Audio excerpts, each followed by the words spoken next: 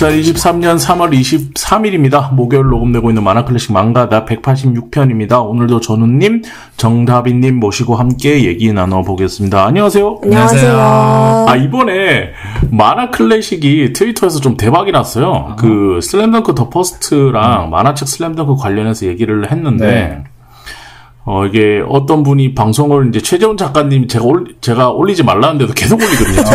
방송하고 있다고. 저는 막 유명해지는 걸 별로 안 좋아해서 근데 그냥 우리끼리 듣는 사람만 들읍시다 이러는데 최재훈 작가님이 되게 사명감 가지고 올리신단 말이에요.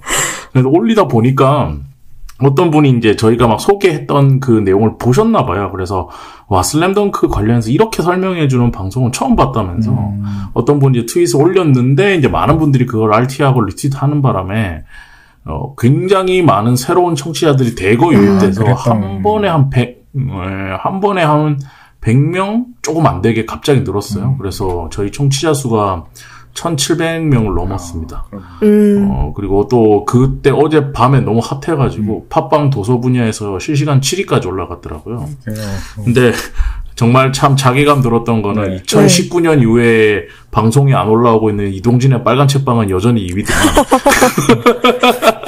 그래서 우리는 뭐 하고 있는 것인가 뭐 이런 생각을 하기도 했는데 혹시 뭐 두 분 혹시 그 트위터 내용 보셨나요? 저 이제 두 분이 알려주셔서 들어가 봤는데 반응이 진짜 좋더라고요. 그래서 만화클래식에서 한번 다룬 이야기들이 또 다른 많은 사람들한테 이제 전달이 되고 거기서 또 새로운 얘기들을 할 수 있다는 게 참 기쁜 일인 것 같고 보면서 되게 감사했어요.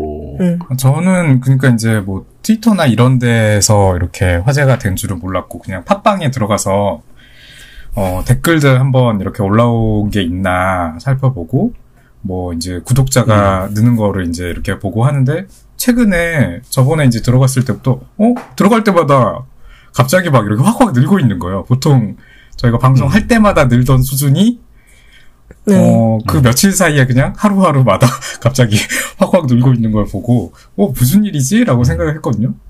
근데 이제, 이런 게 있었구나. 라고 생각이 들고. 근데 저도 이번에 이제 슬램덩크랑 체인소맨 방송을 저도 이제 또 들었잖아요. 네. 근데 저도 이번에도 또, 오랜만에 뭐 너무 또 재밌게 들은 방송이어가지고, 사실은 저는 3대2라고 생각하면서 들었거든요. 저는 이제 체인소맨 최고.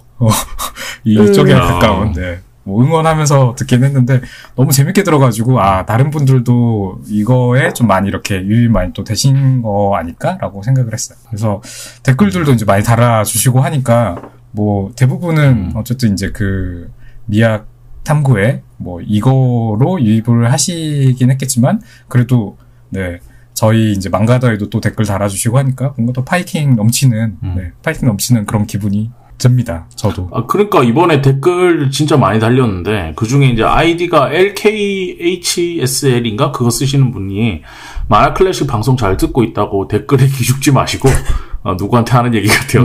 지금처럼만 오래오래 방송해주세요. 저는 들으면서 딱히 흠잡을 데 없이 항상 재밌게 들었습니다. 출판 만화를 심도 깊게 다루는 한국 단 하나뿐인 귀한 콘텐츠라서 정말 큰일하고 계신 겁니다. 라고 댓글을 달아주셨는데, 여기 또 전우님이 친절하게, 왜 이렇게 댓글을 이렇게 친절하게 답변을 잘 다시더라고, 항상. 제가 그러니까 이제 그때 전에 한번 댓글을 달아야 되는 상황이 있었다 보니까, 뭔가 댓글을 자꾸 달게 되는데, 아마 이거 뭐 이제 당연히 저한테만 응원을 해주신 게 아닐 것 같고요. 지금 뭐 미약탐구에 참여하시는 뭐 분들이랑 뭐 저희 이제 다빈님이랑 작가님이랑 다 모두에게 포함해가지고 응원을 해주신 것 같고 뭐 사실은 성윤 작가님의 이게 가장 크지 않나. 어쨌든 이거를 오랜 시간 동안 계속 이렇게 유지를 하고 계시잖아요. 뭐 정확한 워딩으로 설명해야죠. 저게 크지 않나 이런 식으로 언론 뜯어 넘어가지 말고요. 크지 않나. 크지 않나 싶어요. 그래서 뭐 그래도 댓글을 평소에 이제 많이 안 다시니까 뭐 댓글을 좀 달아드리고 싶어가지고 제가 댓글을 달았는데 뭐 다른 분들도 지금 워낙 댓글을 많이 쓰셔가지고 뭐 좀 댓글도 저희가 이제 이렇게 달면서 교류해도 좋지 않을까 생각이 들긴 합니다. 그리고 루이스 문이라는 아이디 쓰시는 분이 진짜 댓글을 많이 남겨주셨는데. 네네. 그러니까 네. 여러 편 듣고 남기셨더라고요. 망가다에 달아주신 것도 있고 미학탐구에 달아주신 것도 있는데 그 중에 망가다 관련된 댓글만 정리해서 한번 읽어드리자면 179편 우오토 작가의 지 편을 듣고 조금 아리송한 작품이었는데 방송을 듣고 나니까 방송에서 이제 얘기를 해주셨듯이 인물들이 주인공이 아니라 지동설이 하나의 주인공이고 5권, 6권 가는 동안 앞으로도 지동설에 대한 이야기를 어떤 식으로 보여줄까 빨리 보고 싶은 마음이라고 이렇게 댓글을 남겨주셨어요. 근데 저는 이거 댓글 보고서 그걸 무슨 생각했냐면 네. 우리가 그런 얘기 했었나? 했었어요. 원래 저는 이렇게 방송 끝나고 편집할 때만 탁 듣고 편집 끝나고 나면 다 잃어버리거든요. 편집할 때 별 이상한 거 없군 이러면 딱 그냥 넘겨버리는 거라서. 근데 굉장히 괜찮은 작품이다라는 생각이 들었었죠. 저도 보면서. 근데 하나하나 방송 들으시면서 댓글 많이 남겨주셔서 되게 감사했어요. 저도. 저는 그 지편이 이제 저한테 약간 의미가 있기 때문에 그때 녹음한 이후에 다 못 들었어요. 듣다가 못 듣겠다 싶어가지고 근데 다시 한번 들어보도록 하겠습니다. 그러면 뒤에 나온 거 다른 것들을 안 들으셨어요? 그 도망치는 건 부끄럽지 아니요. 그 지편만 네. 지편 듣다가 꺼버렸거든요. 제가. 그럴 수 있지 사람이.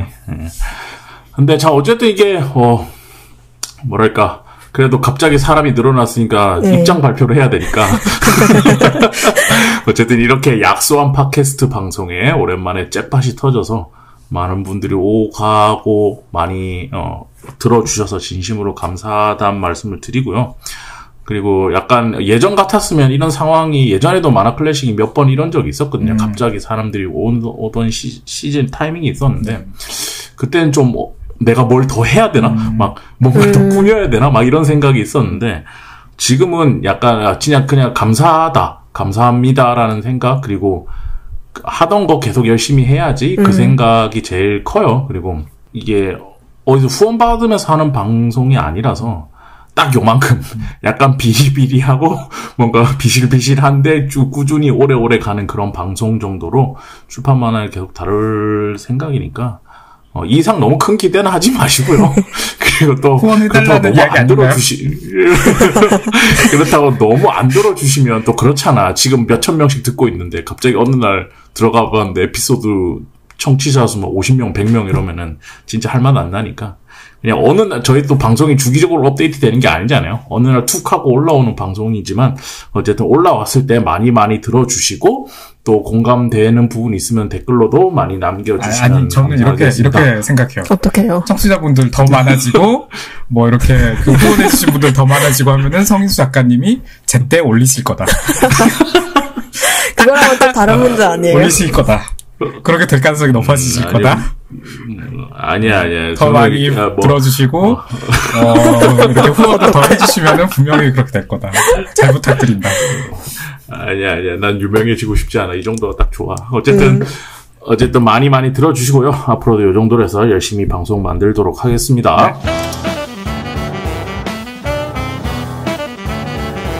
互いに踏み台にして名を上げていく勝負どころさ。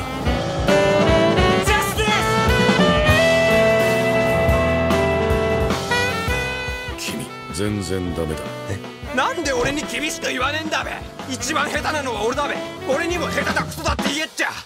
こんなバラバラでジャズできんのかよ。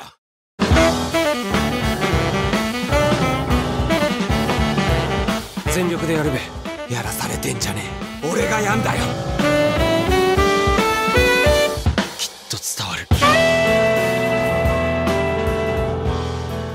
자, 오늘은 전우님께서 추천해주신 만화입니다. 네. 어떤 만화 들고 오셨나요? 네, 오랜만에 제가 소개하는 만화 이제 이야기하게 됐는데요. 네. 이시즈카 시니치 작가의 블루 자이언트라는 작품이에요. 네, 아주 뭐 유명한 작품이라고 할 수 있죠. 이분이 이제 찐하지 아주. 그렇죠. 네.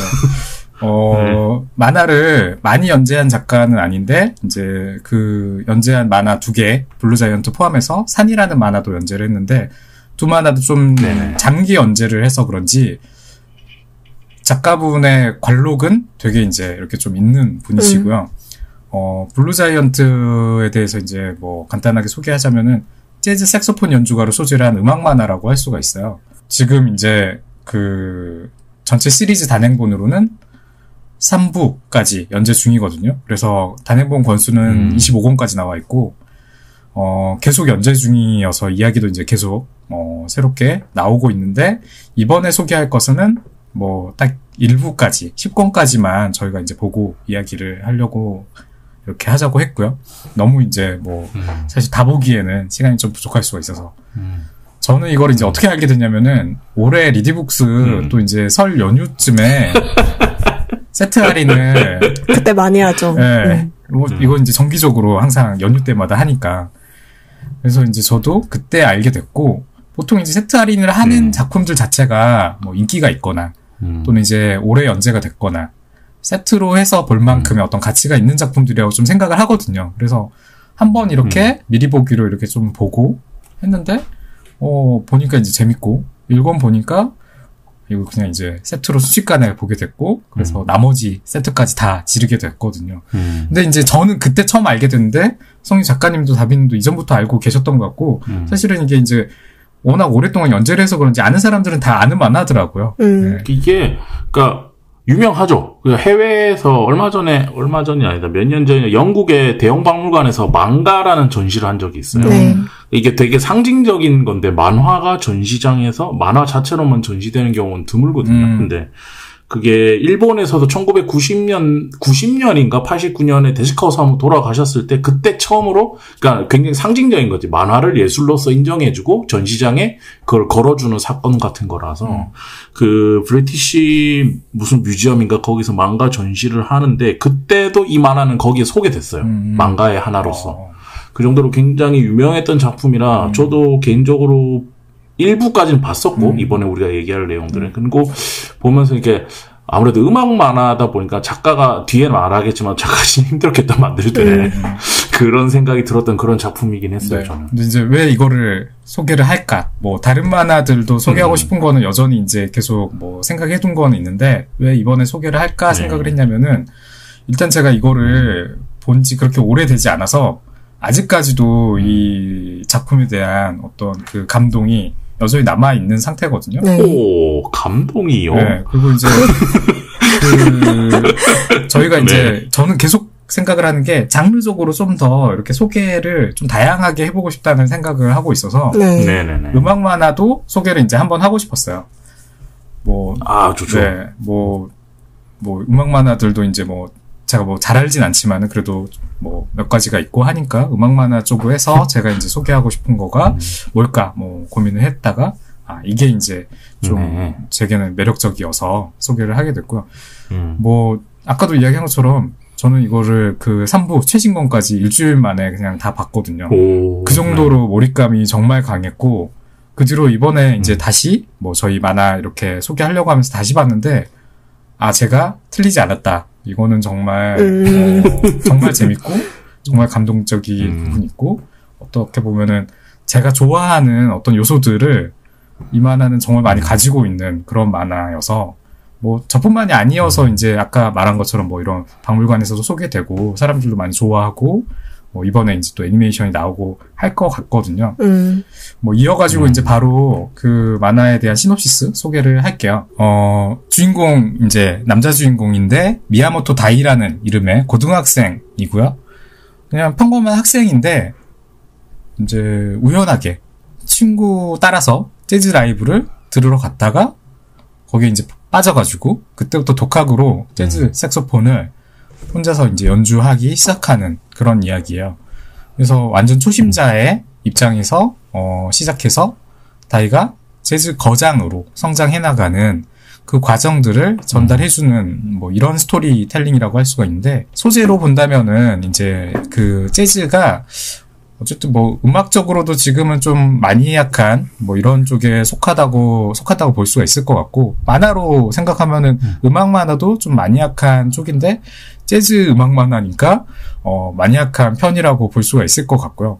근데 이제 캐릭터로 본다면은 이 다이라는 캐릭터의 어떤 성격이나 이런 것들을 생각하면은 근본적으로 있어요. 이 사람은 성공하게 되는, 성장이 많이 일어난다기보다는 그냥 타고난 느낌이 있고, 완성형 캐릭터에 가까운 느낌이긴 하거든요. 그치만, 밑바닥에부터 이렇게 자수성가 해나가는 그런 성장 만화라고도 또 저희가 볼 수가 있고, 한 예술가가 살아가면서, 다른 주변 사람들, 그리고 이제 뭐 동료들, 뭐 선생님, 교류하면서 얻게 되는 여러 가지 다채로운 상호작용, 그리고 이제 그로 인한 뭐 감정적인 어떤 변화들, 이런 걸 그려낸 인생 드라마이기도 한 것 같아요.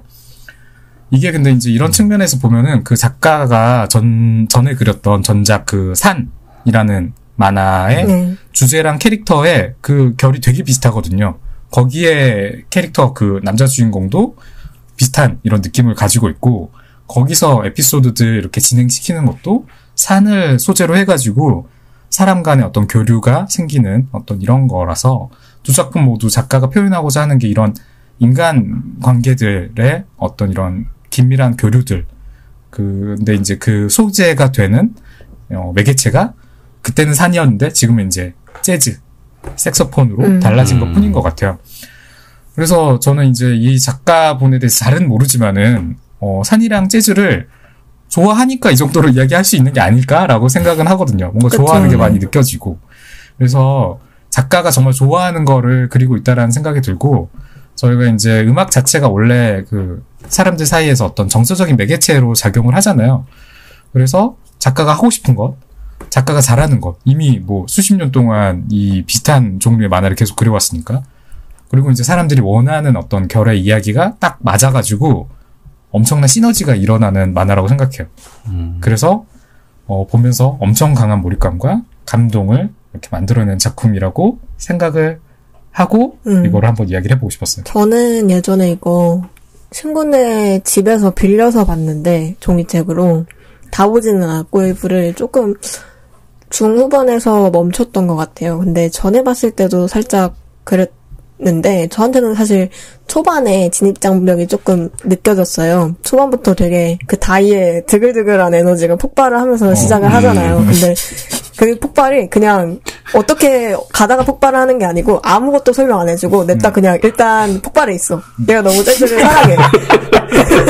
그래서 그걸 보니까 이거 뭐지? 하고 처음에는 들어갔던 것 같아요. 그리고 처음에 다이가 재즈를 막 시작했을 때는 고향 센다이에서 이야기는 과정이 생명인데 네. 과정 따위는 없어. 그냥 시작하고 들어가서 그 고향에서 색소폰을 불 때, 그때는 특히 한화 시작할 때하고 끝날 때가 저는 조금 뜬금없다고 해야 되나? 그런 게 있고, 한화나 한 권에서 끝나는 단편의 흐름이 한화 안에 있다고 느꼈거든요. 그래서 에너지는 진짜 소년 만화에 견줄 수도 있는 어떤 폭발적인 것인데, 흐름은 진짜 무슨 일상 만화처럼 넘어가서 그게 좀 낯설었고, 그래서 처음에는 조금 저도 어려웠지만 읽을수록 그 점이 오히려 신선하게 다가왔던 것 같고, 동시에 이제 그거잖아요. 정신 차려보면 이미 시작돼 있고 어라? 싶을 때 끝나버리는 그게 재즈의 리듬과도 닮은 면이 있다라는 생각을 하면서 이번에 봤던 것 같아요.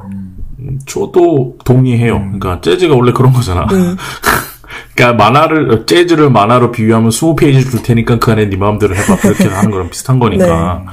그런 지점에서 듣다 보니까 작가가 이것까지 의도했는지는 모르겠지만 한편 한편 그냥 한 곡의 재즈 같은 느낌을 그냥 폭발시켜버린 걸 수도 있겠다라는 생각이 좀 드네요. 듣다 보니까. 그러게 저도 그 생각을 못했는데 다빈님이 이렇게 말씀을 하고 정리를 해주시니까 완전 공감이 되거든요. 일단은 저도 다 동감이 되는 게 말씀하신 어떤 그 폭발하는 에너지로부터의 당황스러움이 있잖아요. 네. 근데 만화 속의 캐릭터들도 사실은 다 똑같이 반응하잖아요. 이 다이라는 캐릭터가 뜬금없이 이러는 거에 사람들이 다 당황해하고 놀라고 이러는데 그게 이제 독자로서도 사실 초반에는 마찬가지인 것 같고, 근데 이제 보다 보면은 다이라는 캐릭터를 이해하고 좀 이렇게 매력적으로 볼 수 있는 지점들이 생기는 것 같고, 그게 이제 또 말씀하신 것처럼 어떤 그 재즈의 흐름이랑도 저는 좀 제가 재즈 잘 모르지만은, 정말 이게 이렇게 좀, 결이 비슷하다라고 생각되는 지점도 있어 보여. 근데, 산이라는 만화도 사실은 저는 약간 이 비슷한 구조를 가지고 있었다라고 생각을 해가지고, 산이라는 만화는 사실 쭉 이어지긴 하지만은 기본적으로는 그 에피소드별로 끝나는 그래서 거기에 맞춰가지고 인물들이 등장했다가 약간 퇴장하는 거에 가까운 그런 만화였는데 그 결이랑 완전히 이렇게 좀 다르지 않은 부분이 좀 또 있는 것 같거든요. 그래서 다민님께서 말씀하신 게 이 작가가 아마 원래 본인이 익숙한 방식에서 또 이제 이 만화가 좀 스토리라인을 쭉 이끌어가고 또 재즈라는 음악에 대해서 계속 묘사를 하는 만화다 보니까 이런 식으로 표현되지 않았나. 그래서 다빈님께서 좀 되게 정확하게 정리를 또 해주신 느낌이고요. 제가 이제 이 만화를 소개하려고 생각을 하면서 고민을 했던 게, 이거를 정말 내가 음악 만화로 소개할 때 이거를 먼저 소개하는 게 맞을까? 사실은 더 먼저 소개해야 되는 음악 만화가 있지 않을까였거든요. 뭐 제가 음악 만화를 뭐 엄청 많이 알진 않아요. 뭐 당장 이렇게 딱 음악 만화 생각해보자라고 했을 때 가장 먼저 떠오른 건 이제 백이었고, 노담의 칸타벨레, 피아노의 수, 디트로이드 메탈시티? 그 외에는 이제 뭐 순백의 소리 이 정도였거든요. 많이 아는구만. 그니까요. 뭐 그 이상은 그 이제 말이야. 제가 뭐 그 이상은 사실 본 게 없어가지고 뭐 더 한다고 할 순 없고. 한국에 예전에 테이크 5라는 만화도 있었어요. 어쨌든 뭐 오디션. 네, 뭐 그 정도. 네. 근데 이 중에서 제가 좋아하는 거 생각을 하면은 순위로 따지면은 사실은 뭐랄까. 백이랑 순백의 소리 정도고, 노담의 칸타빌레 정도, 뭐, 피아노의 숲은 제가 그렇게까지 좀, 뭐, 선호하지 않고, 디트로이드 메탈시티 음악 만화로 소개하면 좀 이상할 것 같고. 왜? 개그 만화로 봐야겠죠. 네. 그래서. 아니야. 완벽한 음악 만화지. 그래서, 음악 만화를 소개하려고 하니까, 소개 당장 하기가 좀 어렵구나라고 느꼈는데, 이 만화를 알고 나서, 그냥 이걸로 소개를 해야겠다. 제가 이제 에너지가 확 들어갔거든요. 뭐 저는 그러니까 이제 순백의 소리라는 만화도 좋아하고 라과마리 아기와나 작가 그분의 만화를 전체적으로 다 좋아하는데 그분의 만화를 소개해야 된다면은 저는 저스트 고고를 소개하고 싶거든요. 그래서 일단은 순백의 소리는 미루고 피아노 숲은 뭐 모르겠어요. 그거는 별로 이야기 안 하고 싶고 그래서 블루자이언트를 너무 소개하고 싶다. 지금 제게는 블루자이언트가 최고라서 음악 만화로는 그래서 압도적으로 이걸 소개해야겠다라고 생각을 했어요. 혹시 근데 이제 뭐 두 분께서는 뭐 다른 만화들은 혹시 뭐 어떤 게 또 있다고 생각하시는지. 음악 만화 말하시는 거죠? 네, 저도 이제 좀 더 알고 싶기도 해가지고. 저는 음악 만화 말하신 거 많이 본 것 같고, 그리고 저는 개인적으로 음악 만화를 보고 그거를 애니메이션으로 나온 게 있으면 그거랑 비교해서 한번 더 보는 걸 좋아하는데, 그런 의미에서 재미있게 본 작품이 언덕길의 아폴론하고 사흘은 너의 거짓말 이렇게 두 개 있는 것 같아요. 언덕길의 아폴론은 이제 그 중에서도 재즈를 이것도 다룬 작품인데 감독이 비밥 감독 카우보이 비밥 와타나베 신이치로 카우보이 비밥이랑 사무라이 참프로 참프로 한 사람 그 사람이 감독을 하셔서 이분이 원래 음악적인 감각이 되게 좋은 애니메이션 감독분이세요. 그래서 그런지 작업실 한쪽 벽면이 다 CD예요. 그러니까 음악 감독인 것 같아 완전. 어쨌든 네. 음악 감독만도 음악 자문 그것도 따로 하셨다는 걸로 알고 있고 그래서 그런지 진짜 센스 넘치는 장면들이 많았던 걸로 기억해서 개인적으로 언덕길의 아폴론이 조금 기억에 남네요. 저는 아까 왜 발끈했냐면 저는 디트로이드 메탈 시티를 애니메이션을 먼저 봤어요. 그래서 그걸 보고 나서 나중에 만화를 보니까 너무 생생한 거야. 그 음악과 그 느낌이. 그래서 물론 거기에 나오는 뭐 욕설과 이런 난무하는 행위들을 뭐 현실성을 부여하면서 본 건 아닙니다. 그냥 아무 생각 없이 재밌게 본 건데. 그래서 저는 디트로이트 메탈시티가 제일 좀 재밌었고, 그리고 백도 아무래도 음악 만화 얘기할 때 백도 얘기를 많이 하죠. 근데 음악 자체라기보다는 그 음악을 하는 사람들의 이야기로서 백은 좀 더 좋은 것 같고. 그리고 저는 음악을 주제로 다루고 있는 건 아닌데 음악이 왜 위대한 건지에 대해서 막 얘기를 하는 작품 중에서는 20세기 소년의 켄지가 나중에 통기타 하나 들고 나타나잖아요. 그러면서 이제 노래하는 경찰들이 막 총으로 쏘니까 노래하는 사람을 총으로 쏘지 말아줘 이러면서 약간 히피 냄새 나게 그렇게 얘기하는 그런 장면이 있는데, 그러니까 뭐랄까 저는 지면으로 음악을 표현하는 거에는 좀 한계가 있다고 보기 때문에 네. 결국에는 거기서 이제 흐르는 드라마를 보는 거거든요.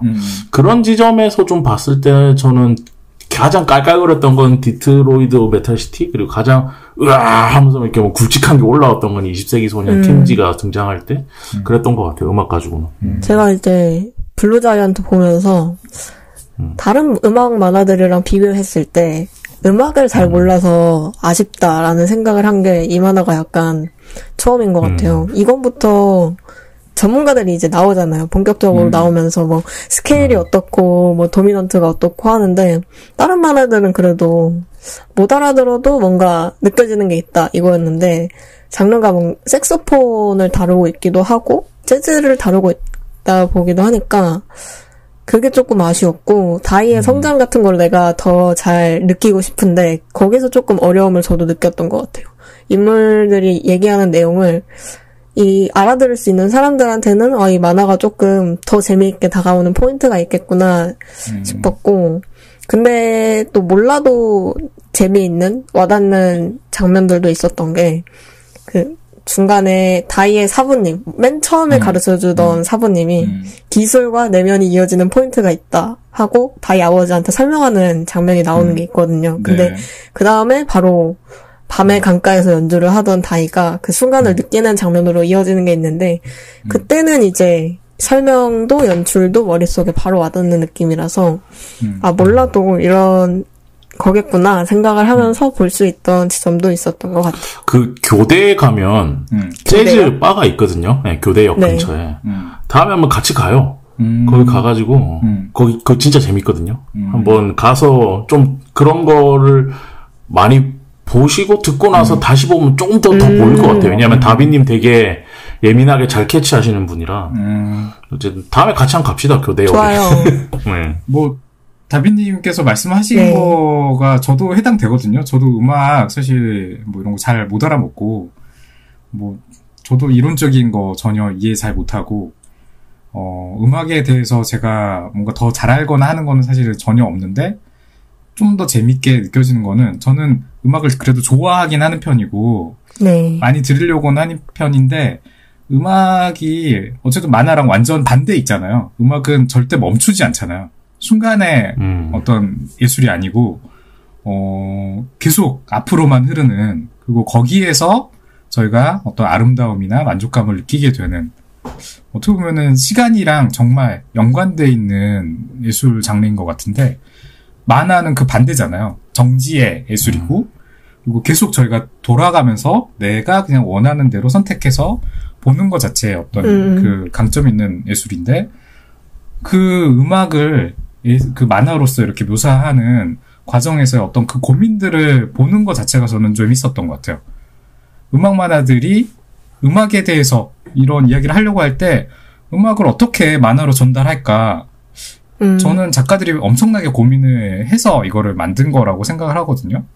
그게 뭐 노래 가사든 아니면 뭐 멜로디든 리듬이든 화음이든, 이 만화도 이제 되게 고민을 많이 한 게 느껴지고, 주변의 반응으로 이거 이제 그 뭔가 그 음악이 얼마나 대단한지에 대한 효과를 만드는 방식을 선택하고 있는데, 사실은 대부분의 음악 만화들이 그런 연출적인 방식을 선택을 하고 있다고 보이긴 해요.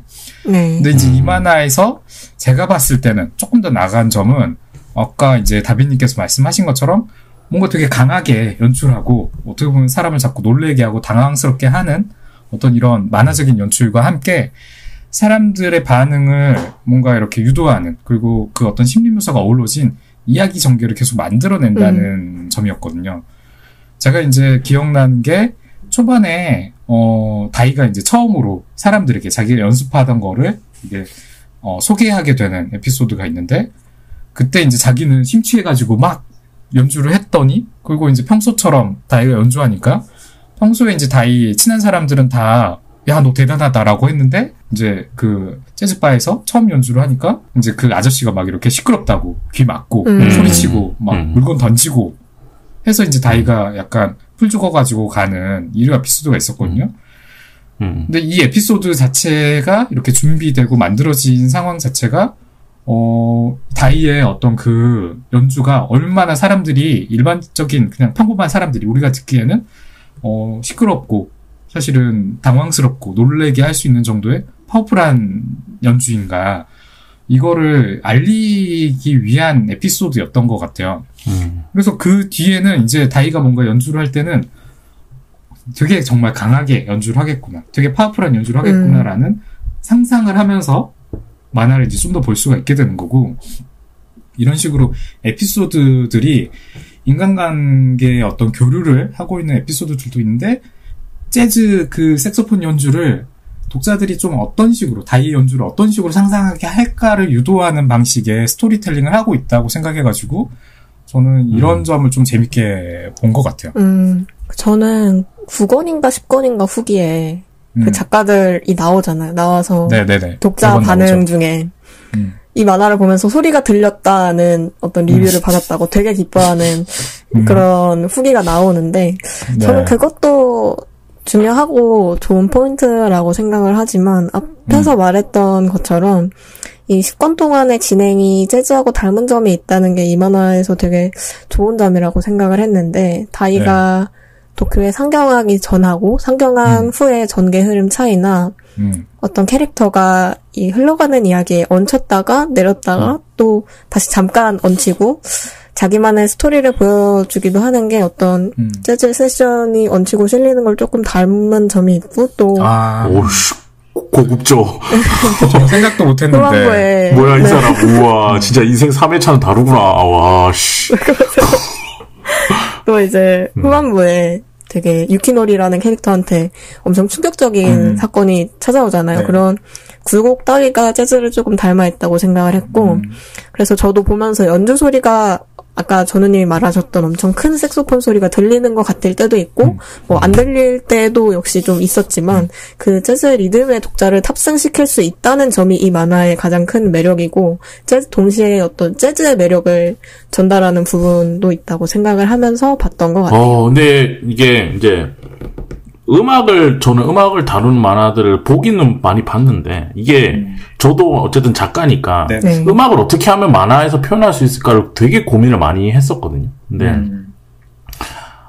이게 결론은 이제 선을 반복해서 쓰는데, 그게 이제 비일정한 간격, 좀 더티한 느낌을 주는데 뭔가 통일성 있어 보이게 하는 연출이 결국에는 지면에서 만화를 연출하는데 최대 타협점이 된 연출일 거다라고 결론에 제가 도달한 적이 있어요. 이게 무슨 말이냐면, 우리가 듣는 음악은 이제 여러 종류가 있죠. 어떨 때는 들으면 슬퍼지고, 어쩔 때는 기뻐지고, 어쩔 때는 막 사랑에 빠진 것 같고, 이런 다양한 느낌을 받기 때문에 우리가 음악을 생각할 때 굉장히 자유롭다고 생각을 많이 느끼잖아요, 사람이.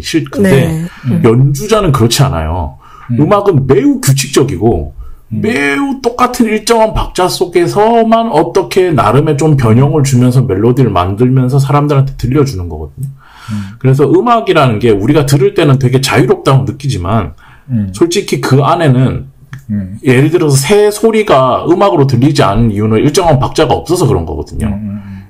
그런 것처럼 일정한 박자가 있어야 되기 때문에 그거를 지면에서 보여줄 때 가장 많이 쓸 수 있는 만화가가 가장 많이 쓸 수 있을 수밖에 없는 게 잔선이랑 그리고 뭐 두두두 구구구 차차차 이러는 의성어 의태어 있잖아요. 그것들을 가지고 그거를 일정하게 보여주는데 조금 레이아웃을 뒤섞는 거지, 더티하게.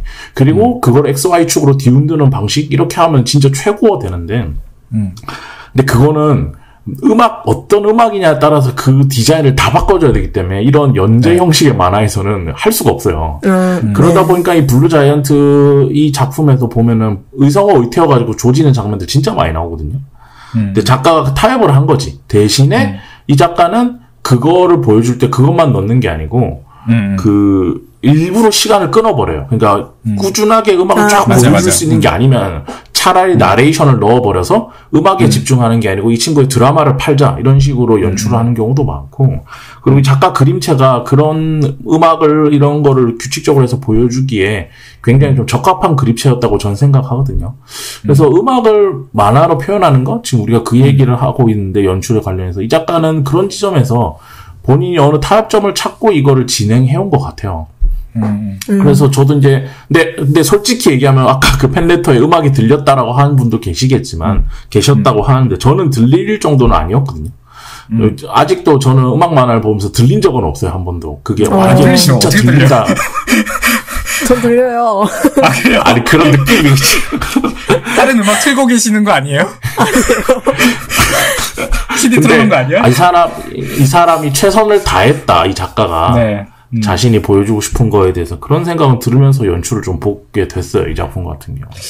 저는, 그니까, 처음에는, 이렇게, 이런 상상만 하면서 만화를 봤었는데, 이번에는 애니메이션 나온 거, OST를 네. 받아놓고, 그거를 들으면서, 또는 이제 만화 속에서 언급되는 재즈 유명한 아티스트들이 있거든요. 그러면은, 그거를 한번 들어보면서 만화를 봤어요. 정말 열심히 본 거죠. 네. 근데, 네. 그렇다고 해가지고 뭐가 특별히 달라지진 않았거든요. 그게 이제 제 어떤 감동에 더 영향을 끼쳤다든가, 감동을 더 줬다든가 하진 않았고, 그냥 제가 어쨌든 만화를 보면서 느꼈던 감정은 기본적으로 어쨌든, 만화적인 표현 속에서의, 연출 속에서의, 그리고 스토리텔링 속에서의 감동이었던 것 같고, 제가 이제 되게 좋았다고 생각한 것 중에 하나가, 그리고 이 만화의 어떤 특이한 점 중에 하나가, 이제 다이가, 주인공이 제지의 거장이 되는 게 초반부터 거의 기정사실화 되어 있다는 거거든요. 중간에 1권부터 나오죠. 네, 1권부터. 1권의 이제 끝 에피소드부터, 나왔던 에피소드들, 스토리와 관련된 주변 인물들이 갑자기 시점을 옮겨가지고, 예전, 다이랑 있었던 어떤 그 시절의 과거를 회상하는 인터뷰가 에필로그로 등장을 해요. 현재 다이의 삶은 이제 계속 예전에 과거 시점에서 진행되고 있는데, 거기에서 훨씬 미래 시점에서 주변 인물들이 다이에 대해서 회상하는 이런 인터뷰가 진행되는 이 에필로그가 나와가지고 처음에 되게 당황스럽거든요. 뭐야 이게? 갑자기 왜? 다이 죽었나? 이런 느낌이거든요. 갑자기 왜? 본의를 아냐고요? 이런 느낌이잖아. 맞아. 아니면은 응답하라 같은 뭔가 이런 식의 느낌인 건데, 이게 처음에 시간적 감각에 엇갈리는 기이한 느낌이었는데, 이게 계속 반복되니까, 이게 어떤 의미로 이거를 넣고 있구나. 그러니까 이제 저희가 정말 유명한 어떤 예술가들, 슈퍼스타들, 거장, 이런 사람들은, 주변 사람들의 인터뷰들이 있잖아요. 소소한 어떤 일화들까지도 다 소개가 되고, 예를 들어서 미야자키 하야오라든가, 마이클 잭슨이라든가, 피카소라든가, 어떤 장르를 대표하는 사람들, 이제 재즈로 따지면 마일즈 데이비스라든가, 이런 사람들은 그 사람들이 살다가 어쨌다더라, 누구한테 이랬다더라, 이런 에피소드들이 자꾸 구전이 되잖아요. 이런 식의 인터뷰를 지금 묘사를 하고 있는 건데, 어떻게 보면 패러디를 하고 있는 건데, 사실은 생각을 해보면은, 정말 우리가 이렇게 다 할 만한 아티스트들, 거장들이 아니면은 거기까지 그냥 만났다가 이렇게 지나가고 한번 보고 말았던 사람들의 인터뷰까지 소개되지는 않는데, 그렇게 생각하면은 다이가 대체 어디까지 유명해진 거야 라는 상상을 또 하게 만든다는 거죠. 독자는 아직 모르죠. 다이가 지금 어느 정도의 유명세를 가진 세계적인 스타인지 아티스트인지 나이는 몇 살인지 언제부터 어떻게 성공을 했는지 아직 모르는데, 정말 어마어마한 어떤 아티스트가 됐나 보다라는 상상을 좀 이렇게 하게끔 만들고요. 제가 이제 또 좋은 것 중에 하나가, 전에도 이야기를 했던 건데 계속 이야기를 하게 되는데, 저는 이제 인물을 기능적으로 사용하는 거에 대한 어떤 알러지, 계속 그거를 약간 초점해서 생각을 자꾸 하게 되거든요. 이 인물 기능적으로 사용된 거 아니야? 한번 이 에피소드에서 썼다 버리려고 한 거 아니야? 약간 이런 거를 자꾸 보게 되는데, 이 만화가 이제 워낙 인물들이 많이 나오니까 그런 게 아예 없다라고 할 수는 없겠지만은, 일단 이렇게 인터뷰를 통해가지고 그 인물들의 서사를 좀 더 이렇게 깊이 있게 다뤄주고, 또 그 인물들의 목소리, 어떤 그 개성들이 드러나게끔 만들어주는 것 자체가 제가 가지고 있는 어떤 그런 의혹들, 의심들, 기능적인 어떤 이런 우려들을 되게 줄여주고, 그 하나하나 인물들에게 의미를 부여해주고, 정말 그 다이라는 사람이 뭔가 실제 있는 아티스트, 우리가 좀 정말 거장이 돼서 우리가 이미 알고 있는 아티스트의 느낌처럼 막 현실감을 보여주는 그런 효과를 좀 주고 있는 것 같아가지고 이 에필로그 방식이 참 좋았던 것 같아요. 그죠. 근데 뭐랄까, 근데 나는 그것도 좀 도구적이라는 생각은 들었거든요. 그러니까 그렇죠. 계속 반복되니까 나중에는. 그리고 이게 우리가 이제 어쨌든 재즈라는 음악을 보여주려고 하는데 거기서는 제가 생각하기엔 연출로서는 한계가 있으니까 그걸 이제 드라마로 돌파하는 느낌이 들어서 저는 그런 부분에서는 뭐 그렇구나 어쩔 수 없는 선택이었겠다라는 생각을 하면서 어떻게 음악을 표현해 이 이상 하려면은 칸이랑 말풍선 다 조져야 돼요. 그거 어떻게 해요 연재를. 그래서 그냥 그런 느낌으로 저는 보긴 했는데 듣고 나니까 그런 말씀 주셨던 그런 얘가 어디까지 간 거지 하는 기대 효과 이런 것들도 좀 만들어내는 옵션으로 쓰인 것 같다라는 생각도 드네요. 저는 그러니까 이제 지금 저희가 음악 만화에 대한 이야기를 하다 보니까 결국엔 음악에 대해서 얼마나 이렇게 관심을 가지고 있었는지에 대한 배경들도 중요하게 작용을 하지 않나라는 생각이 들거든요. 네. 뭐 저는 이제 개인적으로 어릴 때부터 음악을 되게 좋아했어요. 누나들이 이제 저도 많아가지고 작가님도 누나들 많으신데 저도 누나들이 많아서 그러다 보면은 이제 저보다 더 윗세대 음악들 더 넓은 어떤 관점의 음악들이 자연스럽게 이렇게 전달이 되는 것 같거든요. 뭐 집에 있는 CD, 테이프, LP 이런 거 듣게 됐으니까 그래가지고 어릴 때부터 저는 이제 좀 더 저보다 윗세대의 음악들 그러니까 이제 저는 80년대생이니까 제가 원래는 기억에 있으려면 한 90년대부터 음악에 대한 어떤 이런 감각이 있어야 되는데, 저는 한 7, 80년대 음악들에 대해서도 좀 기억이 있거든요. 이런 것들을 좀 들었던 기억이 있고. 그것도 이제 저희 누나 중에, 팝음악을 좋아했던 누나가 있어가지고, 팝음악도 자연스럽게 좀 많이 듣게 됐고, 많이 듣게 되다 보니까, 음악을, 저는 원래 다 이렇게 많이 듣는 줄 알았어요. 사람들이 다 이렇게 좋아하는 줄 알았고. 근데, 만화 보는 것처럼. 근데 이제 사실은 제 아내도 음악을 전혀 좋아하지 않는 편이고, 뭐, 크게 막 좋아하는 아티스트들 막 이렇게 챙기지도 않는 편이거든요. 근데 이제 저는 음악에 대해서도 좋아하다 보니까, 어릴 때부터 이제 막 음악 장르들도 많이 팠었고, 뭐, 제가 이제 좀 많이 팠던 게, 어릴 때 이제 흑인 음악, 힙합, 랩, 뭐 이런 쪽으로 많이 팠었거든요. 랩 하려고까지 생각을 했었어요. 네. 뭐 상상하기 어려우실 수도 있지만, 네. 근데 이제 어릴 때는 이렇게 막 힙합, 힙합이지, 음악은 힙합이지, 뭐 이런 식으로 또 이제 친구는 뭐 메탈, 락, 뭐 이런 거 하는 친구도 있고, 장르를 많이 따지면서 들었던 것 같은데, 나이를 계속 먹다 보니까, 제가 이제 몰랐던 음악들 새롭게 알게 되면은, 그동안 이 좋은 음악을 왜 모르고 살았을까라는 그 억울한 느낌들이 있거든요. 모르고 산 시간이 아까운. 그래서 계속 생각이 드는 게 어떤 음악의 매력을 못 느꼈다면은 그게 내가 이제 어떤 지식이나 경험이 없어가지고 그런 거라고 생각해서 최대한 내가 더 많이 듣고 지식을 챙기고 경험을 챙기고 하다 보면은 내가 그 음악의 장르의 매력을 더 알게 될 수 있지 않을까라는 그런 희망으로 최대한 더 많이 들으려고 해요. 그래서 저는 지금 사실은 이 만화 때문이기도 하고 뭐 그전에 어떤 경험들 때문이기도 한데 사실 요새는 정말 재즈를 많이 들어보려고 노력을 하고 있는 편이거든요. 네. 뭐 매달 이제 제가 MP3를 계속 결제해서 듣는 편인데 요새는 뭐 이거 전후로도 사실은 재즈는 계속 들으려고 노력을 하는 편이었어요. 그래서 점점 뭔가 자연스럽게 재즈에 대한 관심이 올라가던 차에 또 이제 이 만화를 본 게 되게 좀 저한테는 의미가 더 있었던 것 같아요. 타이밍이 좋았네요. 다비님은 좀 어떠신가요? 저도 저는 어렸을 때부터 장르를 좀 안 가렸던 것 같은데, 재즈도 듣고, 락도 많이 듣고, 힙합도 좋아하고, 저는 이제 여동생들이 있다 보니까, 아이돌 음악도 엄청 자주 듣고, 또 노래하는 것도 좋아하고, 춤추는 것도 좋아하고, 그래서, 근데 이제, 세대가 달라. 세대 문제인가요? 세대 문제지.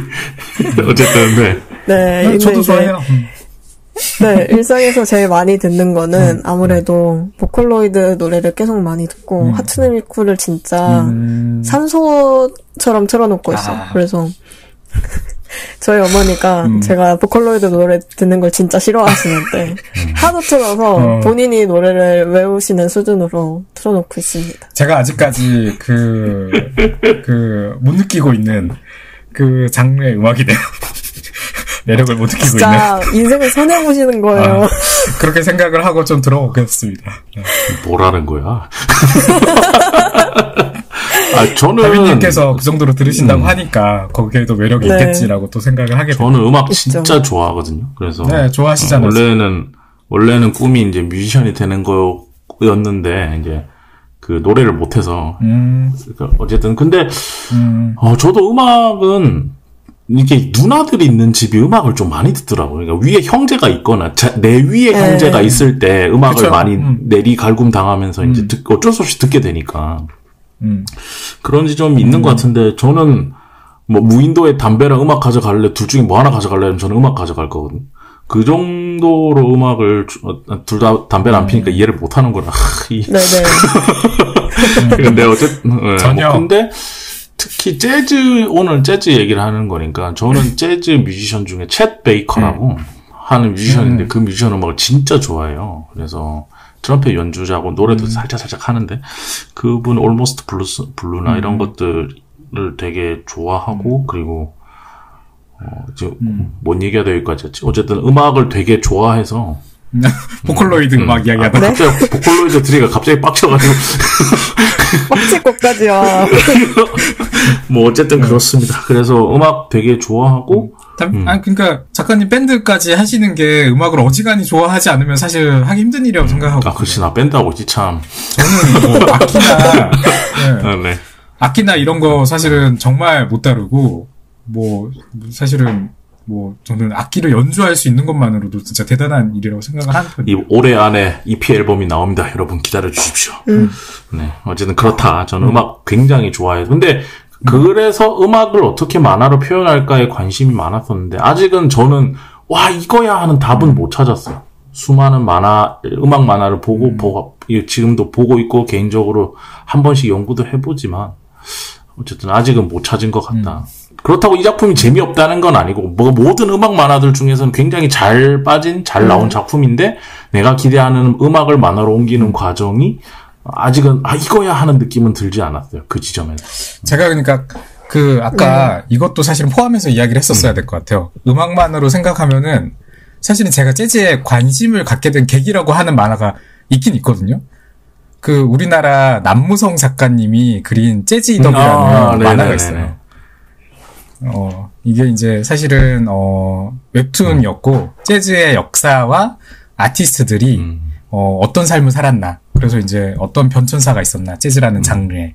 그리고 일대기를 훑어주는 약간은 뭔가 학습 만화에 가까운 그런 느낌의 만화인데 저는 이분이 그리는 그 개그의 느낌들, 소재들, 그 표현하는 방식들 이거를 되게 좋아하거든요. 그래서 이 재즈 이덥이랑 락 역사 일대기 또 훑어주는 페인티드 락이랑 이거까지도 다 봤는데, 예. 이 재즈 이덥도 재즈에 대한 내용은 전혀 모르는데 진짜 열심히 봤어요. 책으로도 도서관에서도 또 여러 번 빌려보고 그래서 이 재즈에 대한 관심은 사실 아마 그 만화에서부터 처음 시작을 했던 것 같아요. 작가님 재즈하면 어울릴 것 같은데. 재즈 네. 당황하시는데요? 약간 사람마다 아니 저는 악기를 못 하시니까 왜 만화도 못 하겠는데 근데 올해 했잖아요. 내년에 재즈 한번 해봐요. 작가님 재즈가 뭔 줄 아세요? 일곱 살 때부터 그래. 네, 어쨌든 네. 재즈는 말이죠. 아무튼 저는 재즈가 이제 그냥 잔잔한 그런 배경음악이라고만 생각했던 시절이 있었고, 뭐 이렇게 생각하면은 사실은 뭐 재즈 저도 좋아한다라고 이야기할 수 있었던 것 같은데 사실은 이제 위플래시라는 그 극장에서 영화를 보면서 재즈가 이제 좀 사실은 다른 음악이구나. 내가 알던 거랑. 이런 거에 일단 한번 전환점을 경험을 했었고, 그 뒤부터 이제 재즈 장르의 음악을 좀 들으려고 많이 했던 거거든요. 그 위플래시 감독이 재즈에 대한 어떤 이야기도 계속 하고 하다 보니까. 근데 이제 저도 사실은 만화를 보면서 느껴지는 게 그 만화 속의 일반인 친구들처럼, 재즈 어렵지 않아? 라고 생각하는 쪽에 가깝고요. 여전히. 계속 시도는 하지만. 제가 이제 좋아하는 음악들, 제가 좋아하는 장르들, 대부분 어떤 음악들이냐? 기억에 강하게 남아가지고, 뇌에서 계속 반복되고, 나도 모르게 흥얼거리게 되고, 그래서 이제 따라 부르게 되고, 하는 거를 이제 제가 좋은 음악이라고 계속 생각을 해왔던 것 같아요. 대부분 사람들이 또 이제 유행가나 뭐 좋아하는 음악들 꼽으면은 그런 쪽의 음악들을 뽑을 것 같고요. 근데 저가 생각할 때 재즈는 기억에서 뭔가 좀 이렇게 딱 잡으려고 해도 잡히지 않는 느낌에 가까운 음악 장르인 것 같고, 이거를 좋은 멜로디가 있어서 또 이제 재즈도 반복되는 멜로디가 있으니까 이거 기억해놨다가 또 이렇게 흥얼거릴 수 있지 않을까 하는데 그런 멜로디가 생각을 하려고 해도 생각이 나잖아요. 단순히 가사가 없어가지고 그런 것 같지도 않고 그냥 재즈라는 장르가 뭔가 그 순간의 어떤 인상, 감정, 정서, 어떤 분위기 이런 거를 즐기는 음악에 가깝지 않나? 뭐 만화도 그런 거를 좀 표현하고 있다라고 생각을 하고요. 그래서 애쓰고는 있지만은 아직까지도 재즈를 제가 잘 모르겠다. 재즈에 대해서 사실 이야기하기는 어렵다라고 느끼고는 있어요.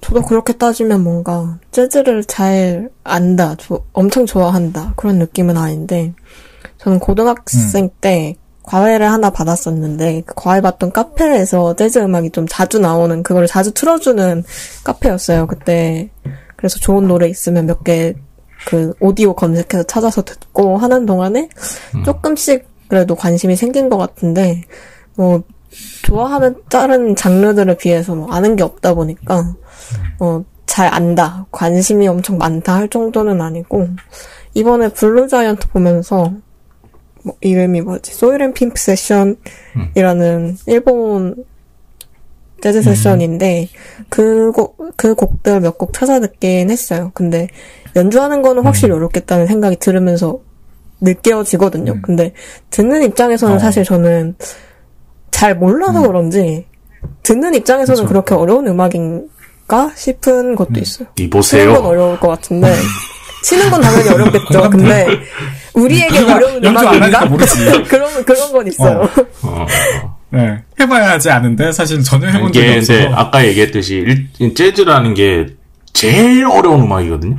왜냐면 일정한 틀만 코드 진행만 서로 스케일만 정해놓고 스케일이 아니라 코드 진행만 서로 이게 합의를 보고 그 안에서 자기들 마음대로 해요. 그래서 언제 갑자기 드럼 비트가 바뀌고 언제 갑자기 멜로디가 바뀔지 아무도 모르는 상태에서 서로 막 눈빛 교환하면서 그 위에서 진짜 생 라이브를 하는 거거든요. 네. 근데 그러다 보니까 운율은 되게 쉽지, 듣는 입장에서. 운율은 되게 쉽게 진행된다고 하지만 그 안에서 서로 얼마나 잘 교류하냐에 따라서 그 음악이 너무 달라지기 때문에. 그래서 재즈 음악은 저 같은 사람 입장에서는 늘 동경의 대상이죠. 해보고 싶다. 저 잼으로 한번 해보고, 그런 걸 잼이라고 하는데 그 잼을 한번 해보고 싶다, 진짜 제대로. 근데, 안 되겠지? 라는 생각하면서, 그럼 난 락이나 해야겠다. 락이야말로 진정한 노동자의 음악 아닌가 이러면서, 우리도 코드 3개로 음악 할 수 있다 이러면서 뭐 펑크락하고 우리는 그랬었는데, 재즈는 저한테는 되게, 해보고 싶다. 저 안에 속해서 한번 해보고 싶다, 진짜.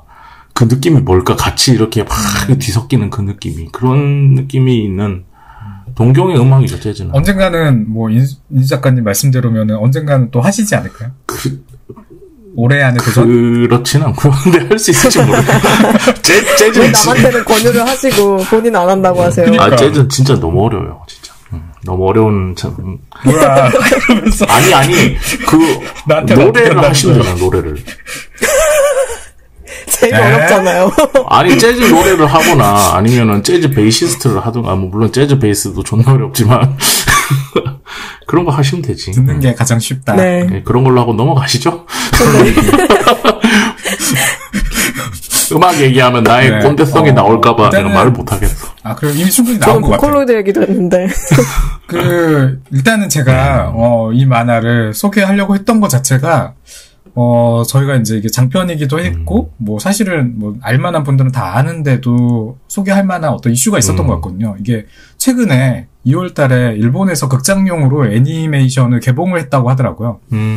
그래서 이제 리디북스에서도 그 소식 때문에, 할인을 이렇게 그 작가 특집으로 할인을 한 거였고요.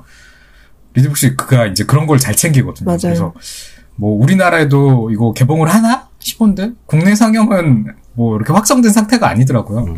일본에서 평가가 괜찮다라고 들었고, 그 OST 작업을 일본의 되게 유명한 천재 재즈 아티스트라고 하는 이런 분이 참여했다고 하고, 그리고 이제 아까 말씀하신 것처럼 감독도 사실 유명한 감독이고 하니까 일단은 뭐 기대했던 사람들은 그래도 꽤 만족해하는 작품으로 나왔다고 한 것 같은데 지금 일본은 뭐 다른 만화가 훨씬 막 화제죠. 그래서 맞죠. 송태사 과연 소개될까? 네. 뭐 어떻게 될까는 모르겠는데 그래도 저도 일단 이게 어쨌든 영상과 어우러지면 느낌이 정말 다를 것 같거든요. 이 이야기에 일단 만족감이 있고 기대감이 있는 상황인데. 보고 싶은 어떤 장면들, 보고 싶은 어떤 막 합을 맞추는 그 재즈 연주들이, 내가 눈으로 볼 수 있으면, 그리고 그 시간 음악과 같이 즐길 수 있으면은 좋겠다라고 좀 약간 기대를 하고 있어요. 그래서, 극장판이 소개되기를 바라는데, 저희가 이런 이야기를 좀 더 해서, 이미 뭐 알 사람들은 다 알지만, 그래도 조금이라도 더 사람들이 좀 더 관심이 생기게 되고, 안 보셨던 분들이 계셨으면은, 한 번쯤은 꼭 한번 이렇게 일독하시면은 좋겠다 싶어가지고 소개를 한번 해봤던 거. 저 이번에 저도 이거 보면서 극장판 소식을 찾아봤는데 보는 동안 이제 이거를 애니로 만들면 딱 여기 나와 있는 10권을 1쿨로 압축하는 것도 가능할 것 같다라고 생각하면서 봤는데 극장판으로 나왔더라고요. 그래서 극장판으로 만들기 진짜 딱 적당한 분량이라고 생각을 했고 예고편을 저도 봤는데 그것도 꽤 괜찮게 뽑힌 것 같고 또 아까 말해주신 감독이 타츠카가 유즈루 감독이 제가 엄청 좋아하는 감독이에요. 모고사이코 하신 분이라서 만약에 한국에 개봉을 하면 저는 절대로 볼 것 같습니다. 안 할 거예요. 안 해. 안 한다고. 그렇겠죠. 네, 저희가 일단은 2명 예약. 근데 일단 오면은 근데 아마 메가박스에서 할 가능성이 많은데 메가박스에서 일본 망가 많이 애니메이션 많이 들여오니까. 근데 저도 다비님 말씀에 동의하는 게 이게 솔직히 얘기하면 내용은 별 그렇게 큰 내용 없어요. 그냥 막 그냥 죽기 살기로 그냥 열혈로 재즈 하는 거야. 그래서 그런 뭐랄까 열혈로 재즈 도전하고 성장하고 그리고 그 사이에서 많은 사람들과 만났다 이별하고 하지만 희망을 품고 계속 나아가는 적어도 10권 분량 안에서는 그런 내용이라 보니까 저는 애니메이션 저도 찾아봤거든요 예고편. 근데 음악 좋더라고. 음악은 저도 이미 들었는데 진짜 좋아요. 네, 음악 진짜 좋고 그리고 이게 연주하는 거다 보니까 동세가 그렇게 크게 없어요. 그러다 보니까 그림 퀄리티가 좋나? 그림 퀄리티가 엄청 올라가 있는 느낌? 저는 그런 느낌 받았거든요. 그래서 저도 이거 나오면 좀 보고 싶다. 사운드 빵빵한 곳에서 그런 생각이 드는 작품이긴 했습니다.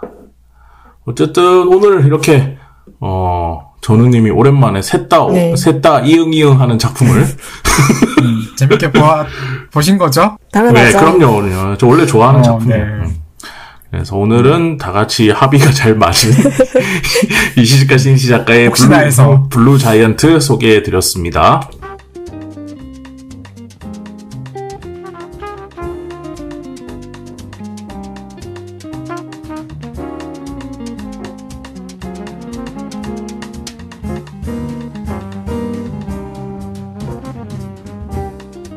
진짜 한국에 개봉했으면 좋겠네? 안 할 것 같다면서요. 네, 안 하지. 누가 하게. 들여오면 손해인데. 요새 회사를 이끌면서 많이 느끼고 있어요. 왜 안 들여오는지 알겠다, 이제는. 그런 생각을 많이 하고. 들여오면 무조건 손해인데, 뭐. 근데 넷플릭스나 이런 데 뜨지 않을까? 네, 그런 데는 뜰 것 같아요. 그런 데 뜨면은 이제 사운드만 잘 해서 한번 들으면 될 것 같습니다. 어쨌든 요새 근데 환절기라 주변에 감기 걸리시는 분들 많던데 두 분 좀 괜찮으세요? 별일 없으세요? 저는 완전 멀쩡합니다. 역시 젊어. 제가 지금 목이 사실은 좀 잠겨서, 목이 약간 좀 지금 잠겨 있어가지고, 목소리를 내려고 하다 보니까 오히려 약간 좀 하이톤으로 자꾸 나오고 했던 것 같거든요. 그리고 처음에도 이제 잠깐 제가 기다려달라고 했던 게, 물을 마셨는데도 계속 목이 마르고 해가지고, 그래서 약간 좀 지금 목이 잠겨 있기는 해서, 그게 지금 어떻게 들릴지, 어떻게 녹음이 됐을지 약간 좀 걱정이긴 했어요. 별 문제 없었어요. 별 문제 없어요. 네, 그런가요? 사실 목이 아픈지도 몰랐는데. 네. 오늘 좀 신나서 이야기를 했더니. 오랜만에 이제 셋 다 합의를 봐서 신나신 것 같아요. 근데 이게 이번 편도 아마 올라가면 많은 분들이 들어보시고 아마 이 만화는 많이 알 거예요. 그러다 보니까 또 댓글로 이제 다양한 이야기 남겨주실 것 같은데, 이야기 남겨주시면 다음 방송에 또 읽어드리면서 이야기를 시작해 보도록 하겠습니다. 자, 오늘 방송은 여기까지 하도록 하겠습니다. 다들 고생하셨습니다. 감사합니다.